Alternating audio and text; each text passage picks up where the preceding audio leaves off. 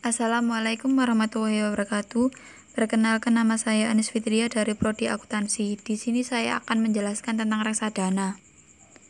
Pengertian reksadana menurut Undang-Undang Pasar Modal Nomor 8 Tahun 1995, Pasal 1 Ayat 27 mendefinisikan bahwa reksadana adalah wadah yang dipergunakan untuk menghimpun dana dari masyarakat pemodal untuk selanjutnya diinvestasikan dalam portofolio efek oleh manajer investasi.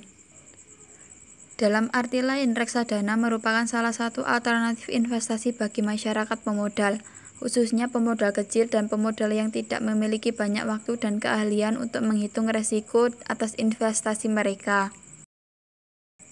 Adapun jenis-jenis reksadana, ada 3 jenis reksadana. Yang pertama berdasarkan portofolio investasinya. Ada 4. Yang pertama, reksadana pasar uang. Reksadana jenis ini hanya melakukan investasi pada efek bersifat utang dengan jatuh tempo kurang dari 1 tahun. Tujuannya adalah untuk menjaga likuiditas dan pemeliharaan modal. Yang kedua, reksadana pendapatan tetap. Reksadana jenis ini melakukan investasi sekurang-kurangnya 80% dari aktivanya dalam bentuk efek bersifat utang. Reksadana ini memiliki risiko yang relatif lebih besar dari reksadana pasar uang. Tujuannya adalah untuk menghasilkan tingkat pengembalian yang stabil. Yang ketiga, reksadana saham. Reksadana saham melakukan investasi sekurang-kurangnya 80% dari aktivanya dalam bentuk efek bersifat ekuitas. Karena investasinya dilakukan pada saham, maka risikonya lebih tinggi dari 2 jenis reksadana sebelumnya, namun menghasilkan tingkat pengembalian yang tinggi. Dan yang keempat, reksadana campuran. Reksadana jenis ini melakukan investasi dalam efek bersifat ekuitas dan efek bersifat utang. Yang kedua, jenis reksadana berdasarkan prinsipnya. Ada 2, yaitu yang pertama reksadana konvensional. Adalah reksadana yang dapat berinvestasi di semua jenis keuangan, seperti saham, obligasi, dan deposito, dengan batasan-batasan investasi sebagaimana ditetapkan oleh OJK. Yang kedua, reksadana syariah.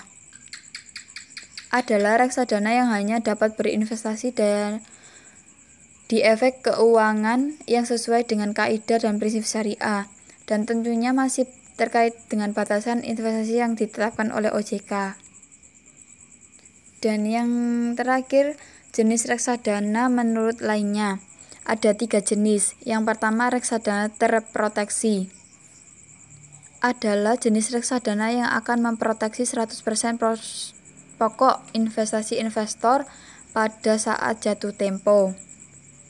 Yang kedua, reksadana indeks. Adalah reksadana yang dikelola untuk mendapatkan hasil investasi yang mirip dengan satu indeks yang dijadikan acuan, baik itu indeks obligasi maupun indeks saham. Yang ketiga, reksadana ETF. Adalah reksadana yang kinerjanya mengacu pada indeks tertentu dan diperjualbelikan layanan seperti saham di bursa yang dapat dicermati pergerakannya. Yang selanjutnya, manfaat yang diperoleh pemodal jika melakukan investasi dalam reksadana antara lain yaitu 1. Pemodal walaupun tidak memiliki dana yang cukup besar dapat melakukan investasi atau verifikasi investasi dalam efek, sehingga dapat memperkecil risiko. Yang kedua, reksadana mempermudah pemodal untuk melakukan investasi di pasar modal, karena telah dikelola oleh manajer investasi yang memiliki pengalaman dan pengetahuan yang baik. Yang ketiga, efisien waktu.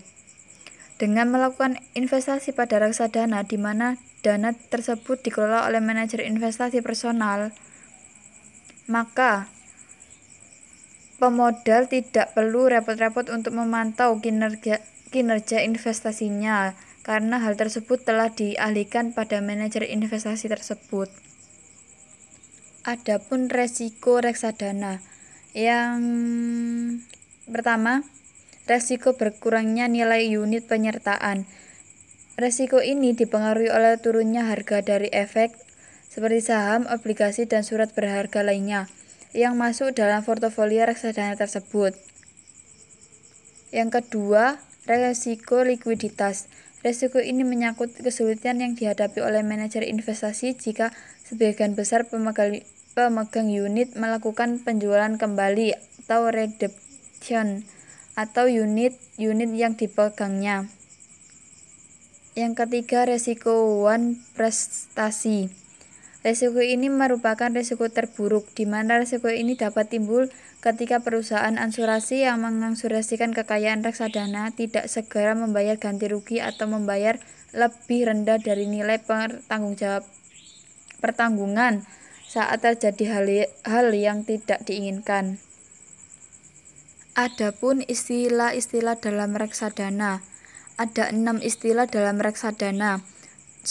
Seharusnya sih ada banyak, tetapi saya sebutkan cuma 6. Yang pertama, prospektus adalah setiap pernyataan yang dicetak atau informasi tertulis yang digunakan untuk penawaran umum sebuah produk reksadana yang diberikan ke calon pembeli produk reksadana tersebut. Yang kedua, kontrak investasi kolektif atau KIK adalah kontrak antar manajer investasi dan bank kustodian yang mengikat pemegang unit pernyataan, di mana manajer investasi diberikan wewenang untuk mengelola portofolio investasi kolektif dan bank kustodian diberi wewenang untuk melaksanakan penitipan kolektif. Yang ketiga, portofolio efek merupakan kumpulan dari efek atau surat-surat berharga milik seorang ataupun suatu badan. Yang keempat, unit penyertaan atau UP adalah satuan ukuran yang menunjukkan bagian kepentingan setiap pihak dalam portofolio investasi kolektif. Yang kelima, NAB atau net aset bersih reksadana adalah nilai pasar yang wajar dari suatu efek dan kekayaan lain dari reksadana dikurangi seluruh kewajibannya. Yang keenam, AUM atau Asset Under Management adalah total kelola dana pada reksadana mengacu pada total nilai dari investasi yang dikelola oleh manajer investasi. Selanjutnya, pihak-pihak terkait pada pengelolaan reksadana. Ada 5. Yang pertama, investor reksadana. Yang kedua, manajer investasi atau MI. Yang ketiga, bank kustodian atau BK. Yang keempat, otoritas jasa keuangan atau OJK. Yang kelima, agen penjualan reksadana atau APRED. Sekian presentasi dari saya. Apabila ada salah kata, saya mohon maaf. Assalamualaikum warahmatullahi wabarakatuh.